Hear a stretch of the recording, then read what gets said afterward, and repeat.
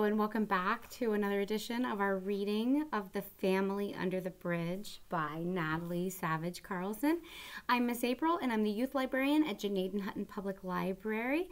Today we will be reading Chapter 7. If you participate in the Accelerated Reader Program, this book is a 4.7 level and it's worth 3 points. Let's begin. The day before Christmas, the little Cowsets could talk about nothing but the house on wheels they expected Father Christmas to bring. Even the gypsy children were excited about it. "Then you'll surely come to Provence with us in the spring," said Tinka. "Petro's car can pull your house. We'll all make the pilgrimage to the shrine of St. Sarah." "Who is St. Sarah?" asked Susie. "I've never heard of her." Tinka was amazed. "If you went to school," she said, "I should think you would have learned more. Don't you know that after the crucifixion, St. Mary Jacob and St. Mary Salome were seized by the enemies of Christ and set adrift in a boat without any rudder or sails? And of course St. Sarah was with them because she was their handmaiden. The wind blew their boat to the shores of Provence. So now there's a church there, and St. Sarah's statue is in the crypt. The gypsies make a pilgrimage there in May because St. Sarah was a gypsy." "I want to see St. Sarah," said Evelyn. "I want to see the Mediterranean Sea," said Paul. "I would like to see all of those things too," said Susie wistfully. "But we'll have to finish our school first." "We can't go to school until we get a home," Paul reminded her. "Remember what Mama said?" Excuse me. "But we'll have a home when school starts," said Susie. "Father Christmas is going to bring our house tonight." Armand groaned. If only he could get them off the house idea. "How would you like to go to a Christmas Eve party tonight?" he asked. "A big party with food and singing and hundreds of people."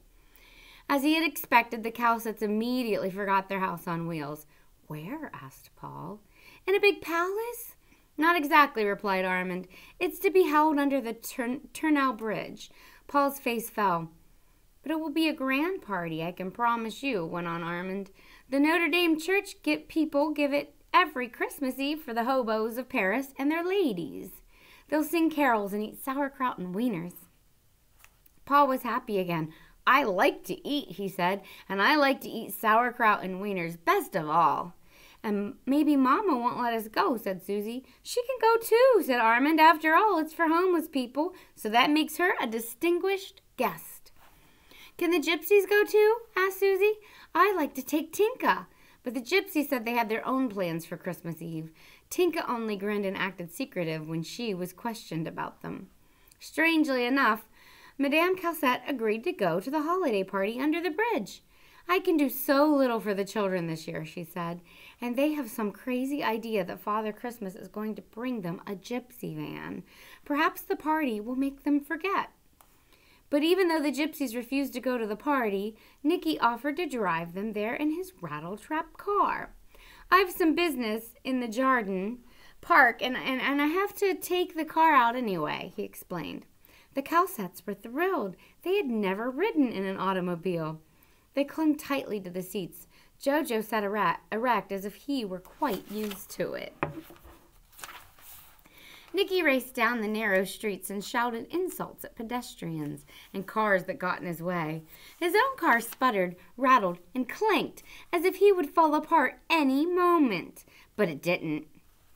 It was a cold, clear night, and all the monuments were floodlighted. The street lights threw golden ribbons across the sign.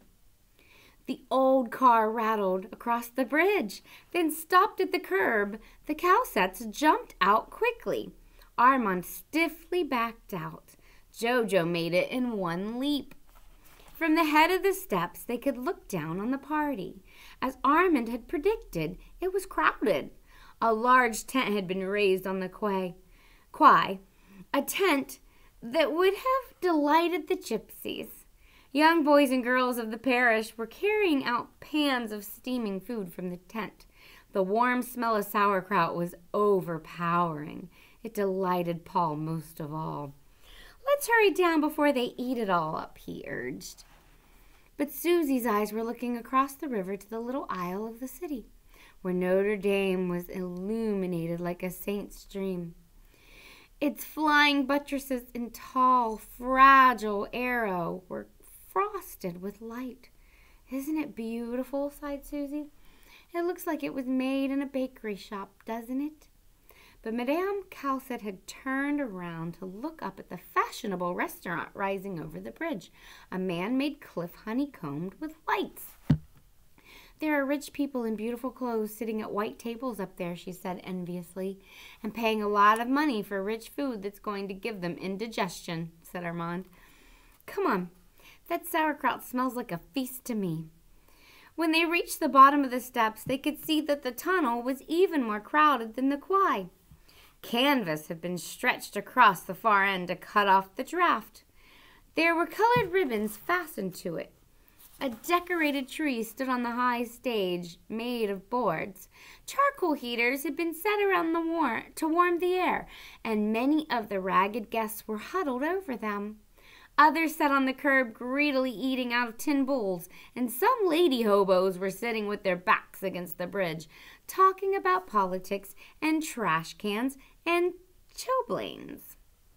But most of the hobos only stood around waiting for something to happen. Armand cornered a young girl carrying some tin bowls. "Right here," he said. "This is where we said we'd be waiting for you." He made room for the Calcets to sit along the curb, but Madame Calcet remained standing. "I'll help you carry out the food," she offered the girl. "I'm not really a tramp." Besides sauerkraut and wieners, there was soup, pork, cheese, oranges. Armand ate until he felt as if he would burst. They took turns feeding tidbits to Jojo. "Have to store up like a camel for next Christmas Eve," Armand told the children. They needed no urging, but Susie kept asking, "When are we going back?" "Don't you like the party?" asked Armand. "Look, there's a man on the stage who's going to play the accordion so we can sing Christmas carols." "You don't want to go now, do you?" "Not really," said Susie. "It's just that I can't wait to see if Father Christmas brought us a gypsy house." Armand stopped gnawing on a wiener. There it was again. Now the nestlings would go back to the courtyard only to be bitterly disappointed. He couldn't bear the thought of spoiling this wonderful night with its free food and entertainment. He lowered his voice. "Listen," he said to the children. "Father Christmas made me promise not to tell this, but there isn't going to be any house on wheels for you. Too many gypsy children asked for them this year, so we didn't have any left over." "No home for us?" asked Susie in a quivering voice. The flickering light from the charcoal burners made the tears in her eyes sparkle like diamonds. "You mean he's not going to give us any kind of house?" "I don't mean that at all," parried Armand. "Oh, I'm not supposed to tell you this, but the truth is he's having a house built for you out in another town. And it isn't finished yet. You don't build a house during a few Christmas holidays, you know. It takes some time. They haven't even got the plumbing in yet." Susie's eyes shone brighter than diamonds. "A real house?" she asked in a hushed voice. "A house growing out of the ground?" Armand nodded. "But not a word to your mama," he said. "Remember that. I shouldn't have even told you. I gave Father Christmas my solemn promise that I would keep it a secret." But the children were kept too busy to tell their mother, and Madame Calcet was kept quite busy herself because more hobos had come to the party than had been expected. But it's easy to stretch sauerkraut and wieners. Then the crowd of hobos and their ladies and friends sang Christmas carols to the accordion music. Most of their voices were cracked and off-key, but they sounded beautiful to themselves. Armand was ready to go by midnight. He clung to the big carton that had been given him at the tent as a gift. He knew it was full of jam, fruit, and cigarettes. It would be his Christmas present to the gypsies. But Madame Calcet couldn't think of going straight back. "We must go to the midnight mass on the quay," she said. "The girl told me about it." An altar had been set up on the quay right out in the open. The priest in his bright vestments, followed by altar boys, had just approached the altar by the time Armand and the Calsets arrived. Many of the hobos stayed for the mass. Evelyn fell asleep in her mother's arms. Jojo was quiet and respectful, although it was the first time he had ever been to church. Armand swayed from one foot to the other uneasily. It had been so long since he had been to mass. Lucky this one was out here on the quay. They never would have pulled him into one of those great fancy churches. The hobo had other things to make him uneasy. The plight of his family, just how he had gotten himself so tied up with them. How had he blundered into such a trap? It was the way those starlings had begged him to stay with them. This is how they had stolen his heart. No one had ever made him feel needed before, and now he'd lied to them. There wasn't any house growing out of the ground, not for them. In his misery, he raised his eyes high over the altar, up to the stars in the Paris sky. "Please, God," he said, moving his lips soundlessly, "I've forgotten how to pray. All I know now is how to beg. So I'm begging you to find a roof for this homeless family." Then he was ashamed to notice that he was holding his beret up in his usual begging way. He quickly pulled it over his head. When they got back to the camp in the early morning hours, they found all the gypsies awake, even Petro. Soon they learned why. "Look," cried Tinka with delight. She pointed to a beautiful evergreen tree in front of the gypsy's house. "Merry Christmas!" she cried.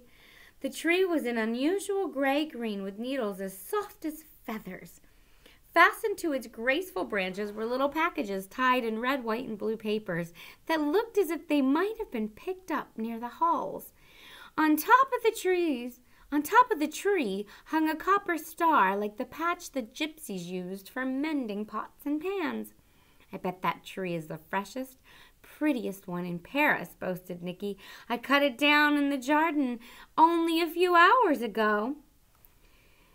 And the sign near it said it was a very rare tree from India. The gypsy children tore the little packages off the tree and gave them to the Calsets. They held nuts, candies, and small celluloid toys. "We like to give presents," said Tinka. "Perhaps that's because one of the wise men who brought gifts to the Christ child was a gypsy." "I never heard that before," said Susie. Tinka looked at her with chagrin. "What did you learn in your school besides those letters?" she asked. But before Susie could answer, Armand was presenting his carton of goodies to the gypsies.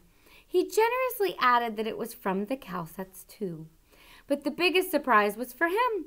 Madame Calset brought out a small package neatly wrapped in newspaper. A fragrant smell hovered around the gift. He opened it to find a glossy, pink bar of soap. He looked at it for a long time. He sniffed it thoughtfully. "Just what I need," he politely thanked her. That is the end of Chapter 7. Thank you for joining me. I hope you will join me for Chapter 8. I'll see you soon.